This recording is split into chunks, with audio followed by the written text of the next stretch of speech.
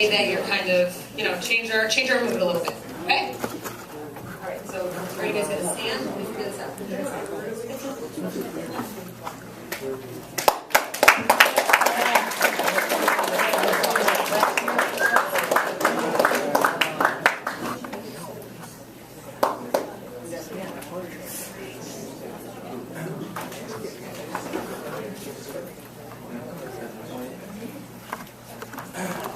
Hey guys, how's everyone doing? Yeah. Doing well. Wow. There you go, Alright. I know you were all expecting to see a hero show up for this talk tonight. However, I've never performed any miracles, but I am a walking miracle. I haven't saved anyone's life, but my life has been saved. I don't wear a superhero costume under my clothes, but I do have the scars of my ordeal. Over 12 years ago, I was diagnosed with a rare liver disease called primary sclerosing cholangitis, or PSC for short. At the time of my diagnosis, I was 22, a first-year optometry student, and I looked and I felt fine.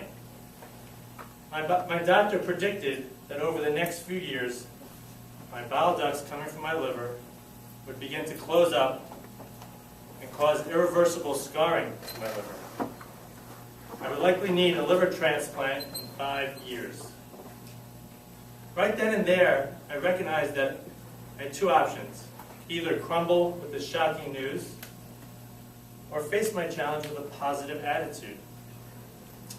Since there is no treatment for PSC, I tried alternative therapies, such as hands healing, nutritional supplements, and acupuncture, and hoped that something would possibly work.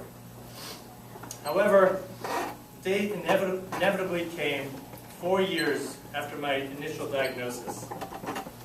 My doctor told me that my liver was damaged to the point where I needed a new one. At this time, my wife was 8 months pregnant with our twins, and we were living in Washington Heights. The doctor encouraged us to leave home and look into going to a different region of the country for the transplant. The waiting list in New York was way too long, and there was a better chance of receiving a new organ in another state before I got even sicker. I started researching hospitals that perform liver transplants to help me decide where to be listed for the surgery. I spent endless hours on the internet crunching the numbers of surgeries done, waiting time, and outcomes at all the transplant centers all over the country. I didn't need to reside in the state where I would be listed. I just needed to physically be there when they called with an available liver. I was willing to go anywhere, but it was with a high recommendation to see Dr. Charles Miller at the Cleveland Clinic that had me boarding a plane to Ohio with my wife and 7-month-old twins. While making arrangements for the surgery in Cleveland, we were contacted by Mrs. Sarah Shapiro, who insisted that we stay at the Beaker Fulham House, a 5-bedroom home in Cleveland Heights for Jewish patients and their families coming from out of town for medical treatment. When we arrived, the house was set up with everything we needed: 2 cribs, 2 high chairs. I especially needed that high chair. And tons of toys. The kitchen was stocked, and incredible volunteers made us dinner every single night. We quickly came to understand what a nurse in the hospital meant when she said that she has never witnessed a more impressive support network of any community or religion as she has seen in the Orthodox Jewish community. Mi ka'amcha Yisrael. The doctors had a really crazy requirement while I was in Cleveland. You're not going to believe what they asked of me. I don't know if any of you would be able to do this. I needed to have my cell phone on me 24 hours a day. They needed to know that I could be at the hospital at a moment's notice. I expected to be called for my transplant very quickly after arriving in Cleveland. After all, I was second on the waiting list for type O blood. But after 2 months of waiting, I felt frustrated, and I realized I need to do something about this. I went to Dr. Miller's office unannounced after having blood work one day, and surprisingly, the blood results were already in. And it showed that my liver was getting even sicker. I could see the wheels turning in his head. And he said to me, "We didn't forget about you." Amazingly, 8 hours later, I received a call that they had a liver for me. I was shaking with excitement. Before I knew it, I was being prepped for the 10-hour surgery.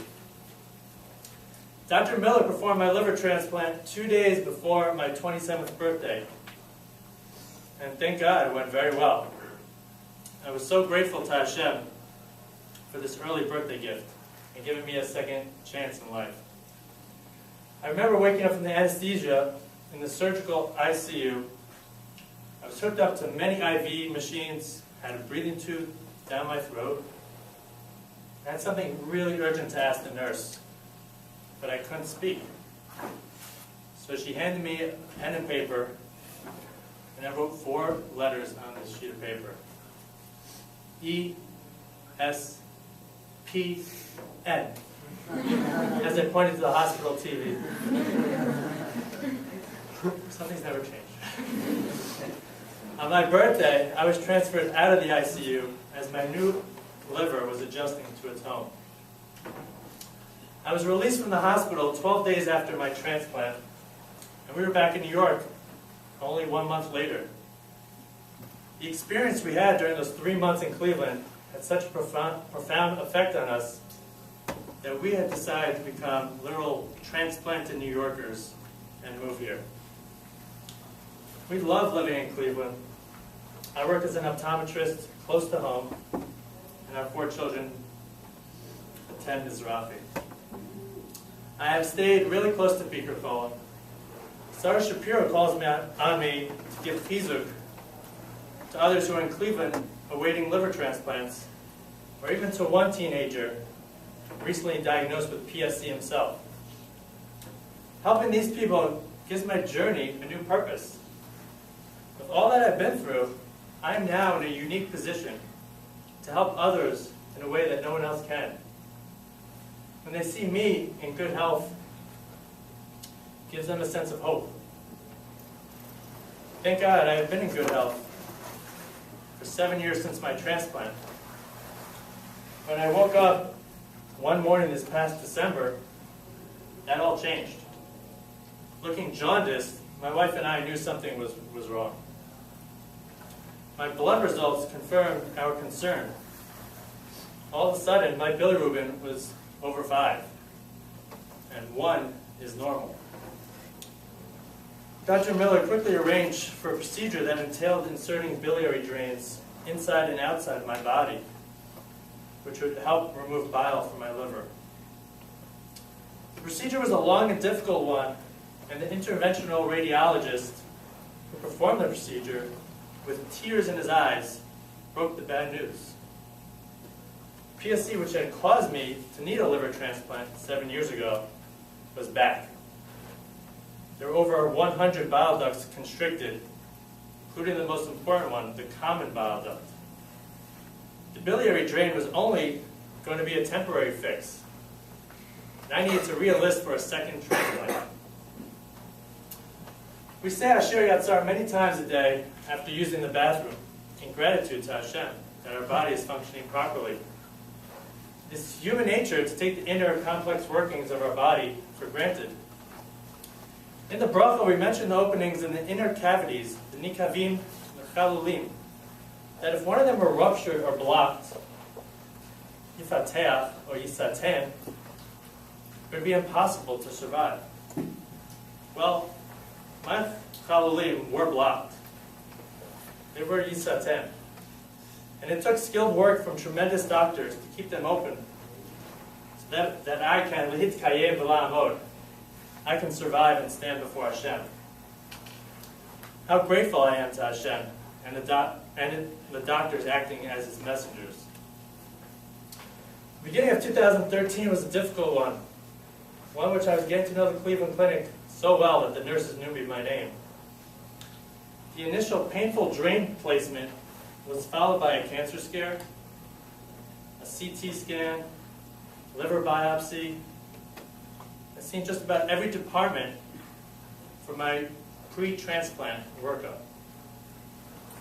However, none of this stopped me from going to work 5 days a week, albeit looking like someone who didn't drink their V8s, walking around like that, and using my lunch break to self-administer IV antibiotics through a PICC line which I had inserted in my arm for a whole month. There are many things that got me through this challenging time. My emunah in Hashem, incredible support from my family and friends, and setting a specific goal for myself. This may sound funny to you. My goal was playing softball. I truly love softball, and usually think about it to get through the winter months, as my car is buried in 4 feet of snow. My motivation was elevated this past winter, as I would say to myself every single day, I need to get better. I gotta play softball this summer.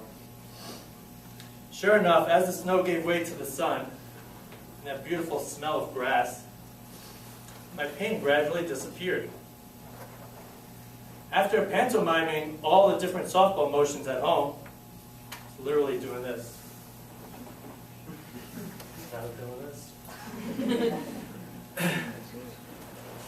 I was ready to take the field. Unknowingly, to almost all 130 players in the Beechwood Softball League, the guy who finished with the second best batting average, the most hits, the most runs scored, was playing shortstop with a biliary drain dangling off the side of him, underneath his jersey. One very early June morning, I woke up to my wife saying, "Ben, I think I found a cure for your PSC." I thought, yeah, right. I went right back to sleep. Well, she had done a Google search on recurrent PSC after liver transplantation for the umpteenth time, and found a case study out of Stanford University written by Dr. Ken Cox about a teenager whose PSC returned after her transplant. Dr. Cox prescribed an oral antibiotic called vancomycin, which successfully treated and cured her PSC. Tests even confirmed that her PSC disappeared because of this medication. Through more research on Dr. Cox, we learned that he has treated over 100 PSC patients successfully with vancomycin. But how is it possible that we never heard from any doctor that there is actually a treatment for PSC besides the liver transplantation? After speaking with Dr. Cox soon after our research, we understood that it's very difficult to convince any doctor of his incredible findings with such a small sample size of patients, and that there are many hoops to jump through as a researcher of this rare liver disease. As of now, I am currently the first post-transplant patient enrolled in Dr. Cox's new research study, and I've been taking vancomycin for the past week and a half, and feeling the positive effects already. There are many lessons we can learn from those in our great history. As we read in the upcoming Parshiot, we learn the greatness of Yaakov's son, Yehuda. Yehuda has a strong personality. He takes the role of leader amongst his brothers. What sums up Yehuda's greatness? Vigashe love Yehuda. I want to tell you a story.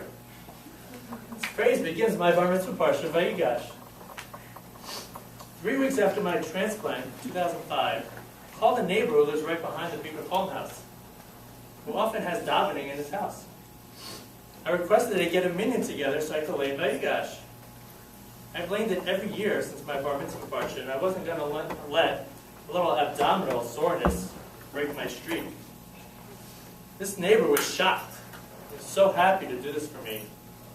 And on Shabbos morning, I marked into his basement minyan called Basement with a mascot. Not mine. the mask on, and I lay in the parsha with much exuberance and emotion. Needless to say, those at the davening were moved and inspired. Vayigash elav Yehuda. Yehuda steps up to Yosef, who was keeping Binyamin as a prisoner in Egypt while letting his other 10 brothers return to Yaakov. 9 brothers have turned around and are ready to leave and head back home. But Yehuda knows that Yaakov would be beyond devastated if Binyamin doesn't return. As his nafsho kshura v'nafsho, his soul is bound to Binyamin's, especially after losing his beloved Rachel and Yosef. Yehuda believes that showing up with Binyamin will surely lead to Yaakov's death. Vayigash Yaakov, Vayigash elav Yehuda. Yehuda steps up to Yosef. After all, he looks like and is on the level of Paro. But he demands Binyamin's return. Take me instead, if you must. I would soon rather die than see my father without Binyamin with us. This time of year, we talk about another Yehuda's greatness, Yehuda HaMaccabi. When the Greeks ruled the land, Jews are faced with 3 options. They could abandon Judaism and live. They can die while openly practicing Judaism, or they can hide from the Greeks. But Yehuda fearlessly leads a revolt consisting of a small group of poorly equipped Jews to the most improbable victory over the mighty Greeks. 2 Yehudas, one epic quality. When faced with a difficult situation, they sacrifice themselves when no one else would to stand up for what is right. We all have Yehuda in us. After all, we are Yehudim. Taking a closer look at the letters in Yehuda, Yud Hey Vav Dalet Hey is Yud K Vav K. Hashem. Hashem is with us. Yehudim. To help us get through the difficult times. And sometimes allows us to see miraculous results from our efforts beyond what we can imagine. Yehuda's Vayigash, stepping up, led to unexpected revelation of Yosef and the reuniting of Yaakov's entire family. With Yehuda HaMaccabi's courage, we not only see Hashem's hand in the Jews' military triumph, but also with the day's worth of pure oil found in the Beis HaMikdash, that, as we know, lasted 8. Also, I need to add, my wife, not being complacent with the inevitability of my second transplant, and actually going out and finding a possible cure for my PSC. Truly miraculous. I was asked to speak tonight because I guess I was considered a hero for what I've gone through. I've tried to remain positive and respond well in challenging times. I hope we all have the courage to do so with whatever obstacles arise in our lives. Whether it's studying for that big final that counts as 75% of our grade, or trying to fit in with our friends. However, that's a personal challenge, where we have personal motivations. I wanted to feel better. That doesn't make me a hero. In my mind, a hero is one who responds when other people are facing tough times. I've personally encountered many along my journey. The Bikur Cholim volunteers are heroes for devoting countless hours to helping those experiencing a medical crisis. My liver donor's family, they're heroes, for in their tragic loss, they decided to donate their loved ones' organs to to others desperately in need. Dr. Cox is a hero. He invests so much of his time taking on his skeptics and remains dedicated to finding cures for diseases to save lives. I was told that this talk was titled Heroes Among Us. I'm renaming it Heroes Are Us. Each one of us has opportunities to be heroic every day. Maybe your friend seems down, and she needs a cheerful pick-me-up. Or you notice a fellow classmate is having a hard time in chemistry, and you have just the idea to help him better understand atomic isotopes. Or you spend some of your free time driving somebody to the hospital for Bicafolu. In the coming weeks, we turn our attention to two heroic Yehudas. Let's remember how they took responsibility upon themselves and acted for the sake of others. Let's step out of our comfort zone and be heroic. Because as Yehudim, you never know what impact your heroic actions can have on others and even yourself. Enjoy the rest of your retreat. Thank you very much.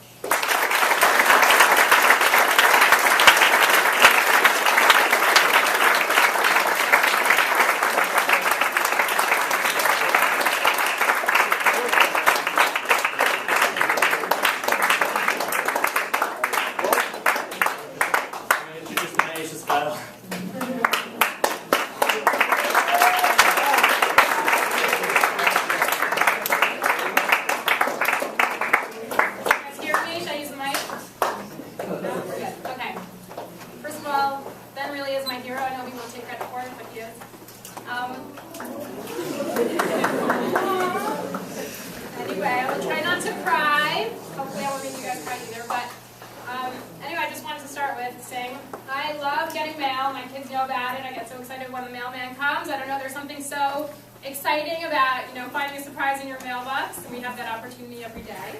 And I recently got a letter from my high school, and just to give you guys some of an idea as to why that was so unexpected, I graduated high school before any of you guys were born.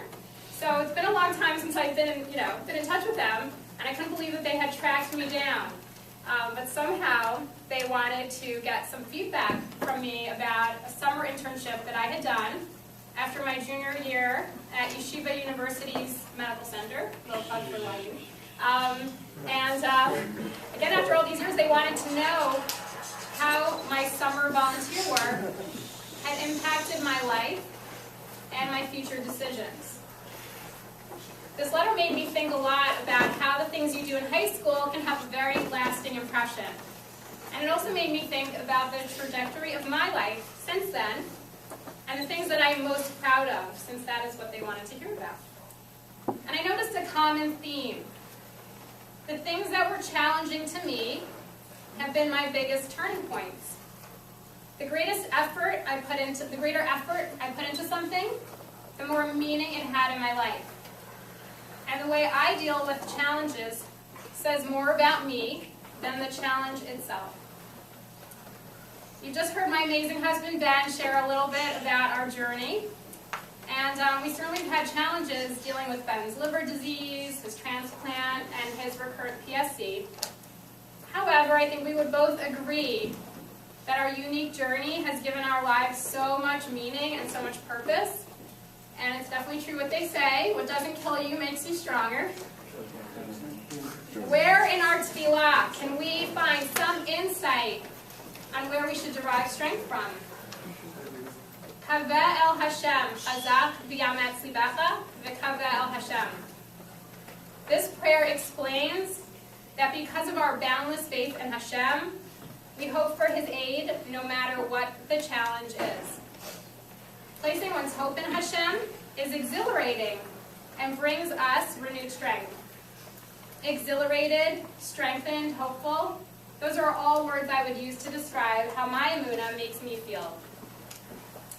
thinking about my deep connection to Hashem when facing a challenge makes me ask myself, what does Hashem want from me at this moment? When I think about this question throughout my day, it always encourages me to do the best I can. Ben constantly inspires me with the way he responds to challenge. He never complains and is a really good sport about all that he endures. His unshakable emunah is truly remarkable. And although Ben's liver disease is not contagious, his positive attitude is. He has taught me that it's our response to challenge that truly makes us great. Just a story for you. When doctors found an infectious abscess in Ben's liver, he needed to have a central IV line placed in his arm for a month. Before the PICC line was placed, I asked him, Ben, which arm would you prefer them putting it in? And without hesitation, he responded that he preferred it in his right arm, and he's a righty. Why did he want it in his right arm? So that it would not interfere with his, I think I heard somebody say, with his tefillin. You got it. Each choice we make in life has a greater purpose when it's guided by our deep faith and our deep belief in following Hashem's will. So what is it with God's will when it comes to other people's challenges? The Torah has a lot to say about tzedakah and chesed. It's woven into so many stories in Tanakh and is the basis of many, many mitzvot. In fact, the Torah begins and ends with examples of Hashem's kindness. Why does Hashem love chesed so much? As a parent, nothing makes us happier than when we see one of our children being kind to their siblings. It makes us feel like we've taught them well. So too, Hashem is thrilled when he sees a Jew helping a fellow brother or sister. Hashem is a compassionate God, and Hashem wants us to fulfill our mission to be more like him. The Boston Marathon bombing and Hurricane Sandy are two recent situations which brought with them devastation and tragedy. And yet, these also brought many, many stories of unimaginable acts of heroism. What suddenly turned average people into heroes? Hard times don't create heroes. It's during hard times when the hero within us is revealed. Why does it seem so much more natural to respond to hardship in a heroic way? There was actually a trend among those that were interviewed about their acts of kindness or bravery. They all seemed to describe that they did what they did because there was nobody else around to do it. When we recognize our unique responsibility, when we don't make excuses that somebody else will do it, that's when we act nobly. In order to become heroes, we need the feeling that the world depends on us, and our personal participation is absolutely vital. Imagine what we can accomplish if we always lived our lives with that heroic spirit. I'm fortunate to know people who truly live their lives with this heroic spirit every single day. They understand that it's up to them to perform acts of chesed for anyone in need, no matter the time of day or night. They are volunteers of Bikur Cholim, the medical support organization here in Cleveland. Words truly cannot describe what they have done for our family and thousands of others. In fact, I have heard from many patients coming from outside of Cleveland that they've never seen anything like it in any other community. Thank God, chesed can be found in virtually every Jewish community anywhere in the world, but Bikur Cholim of Cleveland brings it to a whole other level. We are very fortunate to be living in a place with world-renowned hospitals. They draw patients from all over for their medical care, and Bikur Cholim has responded to the needs of Jewish patients coming from out of town with 3 homes in Cleveland Heights. They are all available free of charge to patients and their families. Ben and I, in fact, lived in one of the homes for 3 months when we were here for his liver transplant. All the hospitals in the area have Bikur Cholim hospitality rooms where patients and their families can find kosher food, and a comfortable place to rest.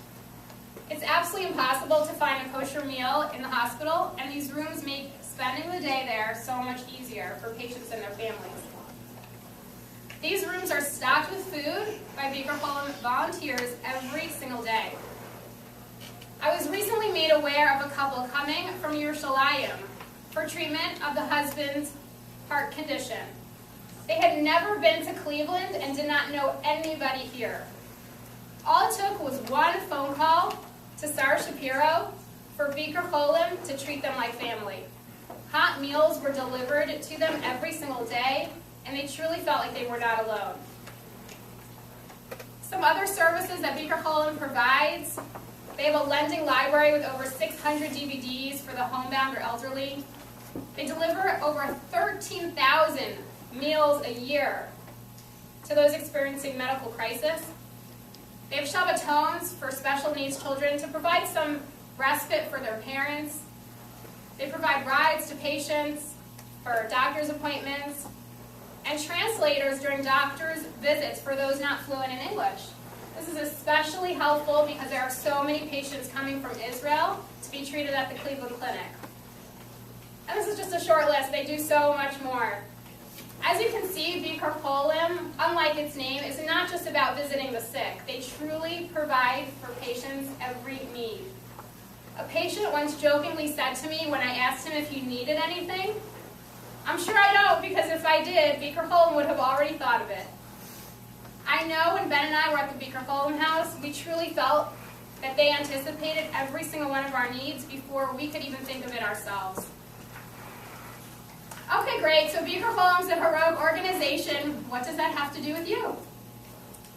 In a little while, you will be given the opportunity to sign up to help Beaker Holm, and I don't want you to pass this up. Some of the jobs may not seem glamorous or sound like any fun, but I guarantee they will be one of the most meaningful ways that you can spend your time. Your kindness will be appreciated beyond words, and surely something to be proud of. Sounds like a challenge, right? I know what you're thinking. I don't really have time. I'm too busy, and really there's just other things I'd rather be doing. But remember, it's how we respond to challenge that makes us great. The things you do in high school will have a lasting impact on the rest of your life. Choose to be a hero. Don't wait for someone else to do it. You have it in you. Enjoy the rest of your retreat.